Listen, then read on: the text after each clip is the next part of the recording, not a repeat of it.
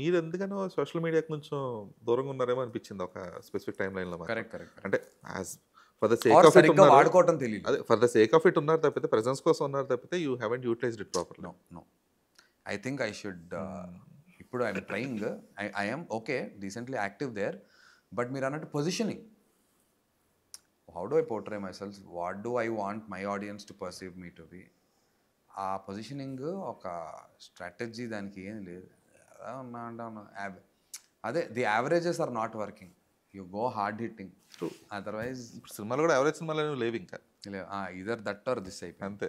అదే సో ఈ ఎందుకంటే గేమ్ అంతకుముందు ఉండేది. మొన్న యాక్టర్ నల్ల నరేష్ గారు అంటున్నారు. నా సినిమాలు అంతకుముందు యావరేజ్ ఉండేవండి. వచ్చి చూసేవారు. 6 వీక్స్, 7 వీక్స్ తర్వాత కూడా థియేటర్స్‌కి వచ్చి 30%, 40% ఆక్యుపెన్సీ ఉండేది. ఇప్పుడు right on the face release రోజు సినిమా హిట్ అంటే వెళ్తున్నారు. లేదంటే లేదు. డన్ అయిపోయింది.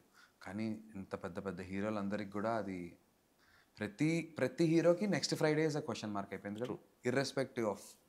ఓకే, సినిమాకి ఓపెనింగ్స్ వస్తాయి, అది వదిలేద్దాం. కానీ క్వశ్చన్ మార్కే, ధైర్యంగా నేను మంచి సినిమా చేశాను అనుకోవడానికి లేదు. ఎందుకంటే వీళ్ళ కాన్ఫిడెన్స్ ఉన్న సినిమా వర్కౌట్ అవుద్దా? అవుద్దా? క్లారిటీ లేదు. అవ్వట్లేదు. ఎందుకంటే వాళ్ళు బీభత్స నమ్మకం పెట్టుకొని వచ్చిన సినిమాలు